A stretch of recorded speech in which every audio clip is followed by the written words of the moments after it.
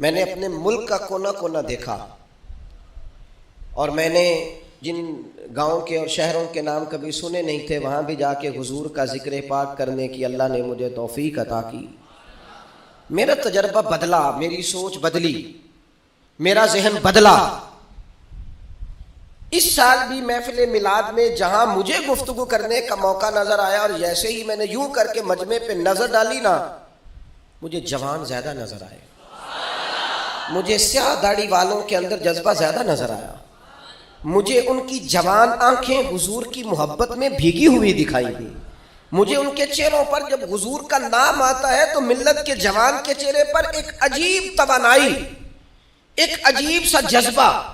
اور ان کی آنکھوں میں خوبصورتی کا ایک میں نے عجیب سا رنگ دیکھا،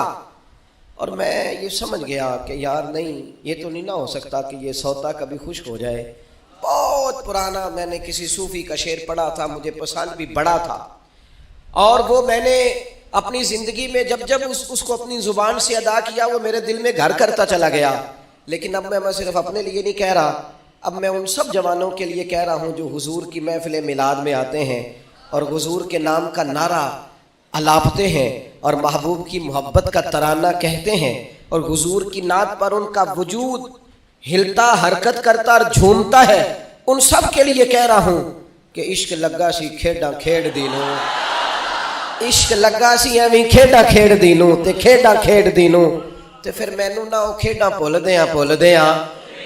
گئیاں، میں تے کجل پایا سی یار دے ویکھنے نوں، پھر او دی یاد وچ روندیاں ہی ڈول گئیاں۔ حیدر شاہ اس گلی کدے نہ رولدی، پر ہن رولدی رول گئیاں۔ میں ایک محفل میں سیڑھیاں چڑھ رہا تھا تو میں وہ نوجوان بہت زیادہ لپک رہے تھے اور پیار کر رہے تھے اور اپنی محبت کا اظہار کر رہے تھے، تو میں نے اپنے دوستوں کو دیکھا ان کو سنبھالتے ہوئے اور محفل کا نظم قائم کرتے ہوئے۔ تو ایک بزرگ عالم دین جیسے ہی میں اس اسٹیج کی سیڑھیاں چڑھ گیا تو انہوں نے مجھے سینے سے لگایا، اور پھر وہ میرے کان میں کہنے لگے یہ جو نوجوان نسل آتی ہے نا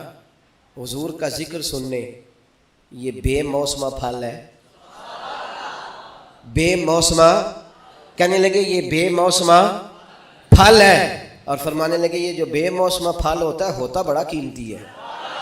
یہ قیمتی پھل ہوتا ہے، اس کی حفاظت ہونی چاہیے، ان کے جذبات کو خوبصورت رستہ دینا چاہیے، ان لوگوں کے لیے ہمیں اچھی راہوں کا تعین کرنا چاہیے، ان کو خوبصورت ٹھنڈا پروقار اور وزادار ماحول ہمیں فراہم کرنا چاہیے۔